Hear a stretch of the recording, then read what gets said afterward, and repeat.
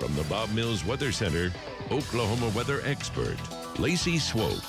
Summertime in full swing across Oklahoma, and how are we shaping up as far as averages are concerned? Now, what this graph is showing you is if you were to take June 1st through July 25th, so yesterday, the average highs, the lows, put those together, where have we been over the past several years in comparison to 2023? Now, in Oklahoma City back in 2015, the average up until this point, 80 degrees, and you can see there have been years that have been cooler, hotter. Last year was just ridiculous with the number of 100-degree days. July was a sweltering month for 2022. Our average so far is 78.7 degrees. It's actually a little bit below normal, but we do have a lot of heat on the way over the next few days. We'll see how we stack up as we end the summer months. For now, heat dome is the big story, and typically whenever you see the high pressure in the summertime, the heat underneath it, a little back to the west, and also especially to the east. It gets very, very hot in the plains when the heat dome is situated where it is currently. It also brings in moisture, comes up over the Pacific, out over New Mexico,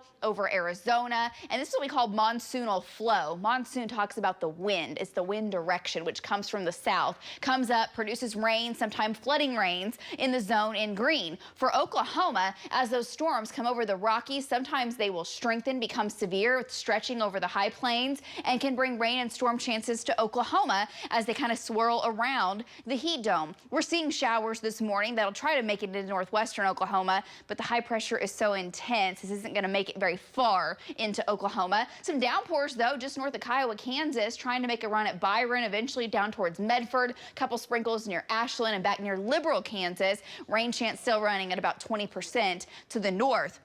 The northwesterly flow of the jet stream, if it were stronger like the last couple of weeks, it can bring in complexes of storms into Oklahoma. But right now, we're not in that type of setup.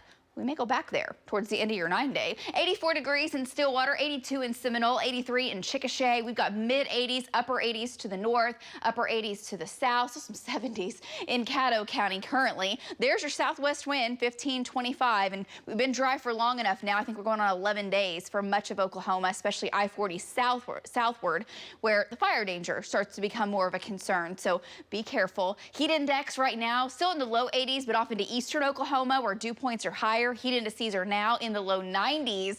Temperatures will climb up back around 100 in OKC, 102 Enid, 105 in Altus.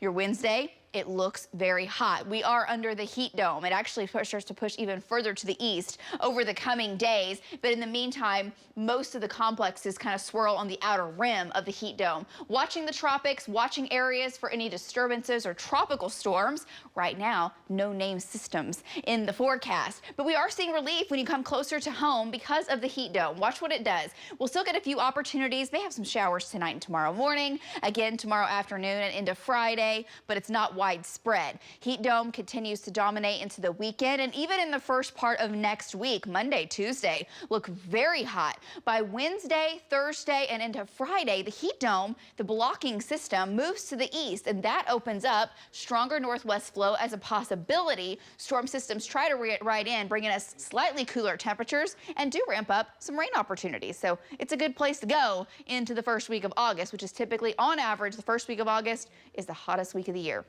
Not always. Mid-70s, some low 80s tonight. Slight rain chance in the southeast, also in the northwest, kind of what we're seeing up in Kansas right now. Highs in the triple digits, upper 90s tomorrow. Little more cloud cover tomorrow afternoon. 20% chance of an isolated shower, and we'll do it again Friday. 99 closing in on the triple digits to the north, to the west. 101 by Sunday, 101 on Monday, and there's a slightly cooler temperature there. 93 degrees on Thursday with a 30% chance of rain. That's your 9-day. What caught my eye? Coming up.